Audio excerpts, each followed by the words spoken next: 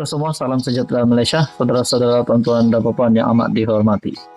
Baru-baru ini berkaitan dengan isu Pulau Batu Putih, kita sudah mendengar penjelasan ataupun kenyataan daripada Menteri di Jabatan Perdana Menteri iaitu Azalina Othman. Kenyataan berkaitan dengan isu Pulau Batu Putih, seorang bekas Perdana Menteri boleh ditangkap, dan itu mengundang banyak pertanyaan daripada kalangan rakyat Malaysia dan netizen. Hari ini pula saudara-saudara, bertarik 3 April, satu lagi pendedahan baru, satu lagi pendedahan dahsyat yang menyebut pula nama Tun Dr. Mahathir Mohamad. Adakah kenyataan Azalina Othman yang berkata bekas PM boleh ditangkap sekiranya tidak datang RCI ataupun siasatan diraja, sama dengan kenyataan daripada Apandi, di mana satu artikel daripada BH Online, Apandi sahkan tidak dirujuk batal rayuan isu Batu Putih.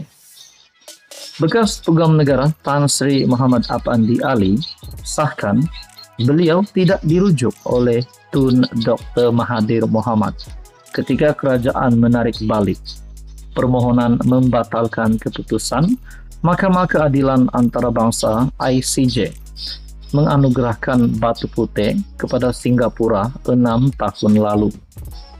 Beliau juga mengesahkan apa yang didedahkan Menteri di Jabatan Perdana Menteri, Undang-Undang dan Reformasi Institusi Datuk Seri Azalina Othman Said di Dewan Negara berhubung isu Batu Putih adalah benar. Nah, saudara-saudara, sebelum kita meneruskan, bekas Pegawai Negara sendiri mengesahkan apa yang dinyatakan Azalina, yaitu berkaitan dengan bekas Perdana Menteri boleh ditangkap sekiranya tidak datang RCI ataupun siasatan diraja. Dengan ini, disahkan sendiri oleh bekas Pegawai Negara yang mengetahui hal ini, isu ini. Apa yang didedahkan adalah benar. Saya tak mahu komen lebih, tapi saya bersedia untuk beri keterangan kepada Suruhanjaya Siasatan Diraja RCI yang diketuai bekas Ketua Hakim Negara Tun Raus Sharif. Saya Pegawai Negara ketika itu, tetapi semasa Dr. Mahathir buat keputusan, beliau tidak pernah merujuk kepada saya sebagai Pegawai Negara. Malah masa itu saya telah dipaksa untuk bercuti selama 30 hari oleh Ketua Setiausaha Negeri pada Ketua Setiausaha Negara pada masa itu. Jadi benarlah apa yang dinyatakan Azalina Othman. Dalam perkongsian ini lagi, semasa saya berada dalam garden leave, itu perkhidmatan saya ditamatkan sebelum habis tempoh bercuti, katanya kepada BH semalam. Muhammad Apandi dilantik sebagai Pegawai Negara pada Julai 2015 mengambil alih tugas daripada Tan Sri Abdul Ghani Patail yang ditamatkan khidmat berkuat kuasa 27 Julai tahun sama atas sebab kesihatan. Khidmat Muhammad Apandi bagaimanapun ditamatkan kerajaan pada Jun 2018. Pegawai Negara baru bagi menggantikan beliau ialah Pegawai Terkemuka Tan Sri Tommy Thomas yang dicadangkan oleh Dr. Mahathir, Perdana Menteri ketika itu. Kemarin Azalina ketika menggulung perbahasan di Dewan Negara menyatakan PM yang membuat keputusan secara sembunyi adalah individu yang bertanggung jawab menyebabkan Malaysia kehilangan Batu Putih dalam proses rayuan di Mahkamah Antarabangsa. Tidak lain dan tidak bukan nama Mahathir yang disebut-sebut di sini. Adakah dengan ini satu lagi kejutan buruk untuk Tun Mahathir? Satu lagi kejutan buruk untuk Atok. Nah, saudara-saudara, kata menteri itu lagi, Perdana Menteri ketika itu membuat keputusan secara bersendirian tanpa sesiapa mengetahuinya, termasuk Pegawai Negara yang bercuti. Saudara-saudara, apa komen Anda berkaitan dengan isu ini? Sekian saja, teruskan bersama di dalam channel ini. Jangan lupa tekan butang like, share, dan juga subscribe. Halo semua, salam sejahtera Malaysia, tuan-tuan dan puan yang amat dihormati. Sudah pasti baru-baru ini gempar berkaitan dengan keputusan pengampunan bekas Perdana Menteri Najib Razak, di mana hukuman denda dikurangkan selama 6 tahun daripada 12 tahun dan hukuman hukuman penjara sebentar tadi dan hukuman denda RM 210 juta kepada RM 50 juta. Nah, teman-teman, terdapat satu lagi pengakuan ataupun satu lagi artikel yang berkongsi bahwa Najib mendakwa beliau boleh dibenarkan untuk meneruskan tempo hukuman penjara ataupun penahanan beliau di rumah.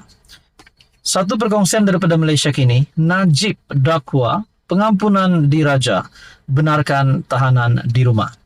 Adakah dengan ini tarik ataupun bulan April ini Najib akan memulakan ataupun menyambung tempo hukuman penjara Najib Razak di kediamannya ataupun di rumahnya? Perkongsian daripada Malaysia kini berkata, Najib dakwa pengampunan diraja, benarkan tahanan di rumah. Bekas Perdana Menteri Najib Razak mendakwa bahagian tambahan addendum dalam pengampunan diraja membenarkannya untuk menghabiskan baki hukuman penjara 6 tahun dengan tahanan di rumah. Najib membuat dakwaan itu dalam permohonan semakan kehakiman yang difailkan di Mahkamah Tinggi Kuala Lumpur pada 1 April lalu. Dalam semakan kehakiman itu, dia memohon mahkamah mengarahkan Menteri Dalam Negeri, Peguam Negara, Lembaga Pengampunan, Kerajaan Persekutuan dan beberapa lagi responden untuk mengesahkan dakwaan itu. Menurut salinan permohonan semakan kehakiman itu, Najib mendakwa bahagian tambahan itu dikeluarkan oleh Yang di-Pertuan Agong pada 29 Januari lalu. Najib turut memohon perintah mahkamah agar responden bukan sahaja mengesahkan perkara itu, tetapi dengan serta-merta mengeluarkan pemohon daripada penjara Kajang ke kediamannya di Kuala Lumpur, di mana pemohon akan meneruskan hukuman penjaranya di bawah tahanan di rumah. Oke, sebelum kita teruskan berkaitan dengan isu ini, adakah dengan ini Najib bakal dibebaskan daripada penjara Kajang? Bakal keluar daripada penjara Kajang? Di dalam artikel ini, Najib mendakwa pengampunan diraja, benarkan tahanan di rumah. Najib sendiri yang mendakwa beliau akan dibebaskan daripada penjara Kajang. Nah, saudara-saudara, saya boleh katakan dibebaskan daripada penjara kerana tidak menjalani hukuman penjara di penjara, tetapi meneruskan hukuman penjara di rumah. Menurut salinan permohonan semakan kehakiman itu, Najib mendakwa bahagian tambahan itu dikeluarkan oleh Yang di-Pertuan Agong pada 29 Januari lalu. Dalam semakan kehakiman itu, dia memohon mahkamah mengarahkan Menteri Dalam Negeri, Peguam Negara, Lembaga Pengampunan, Kerajaan Persekutuan dan beberapa lagi responden untuk mengesahkan dakwaan itu. Najib turut meminta perintah mahkamah agar responden bukan saja mengesahkan perkara itu.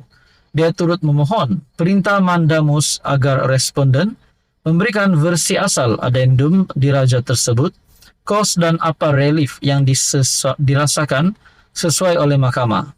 Dalam afidavit, sokongannya pula Najib mendakwa haknya terjejas dan dilanggar oleh responden dengan mengabaikan pertanyaannya berkenaan dakwaan bahagian tambahan tersebut. Dakwanya tindakan responden mengabaikan permintaannya merupakan pelanggaran terhadap hak asasinya di bawah Perlembagaan Persekutuan, selain bersamaan dengan penghinaan kepada Agong.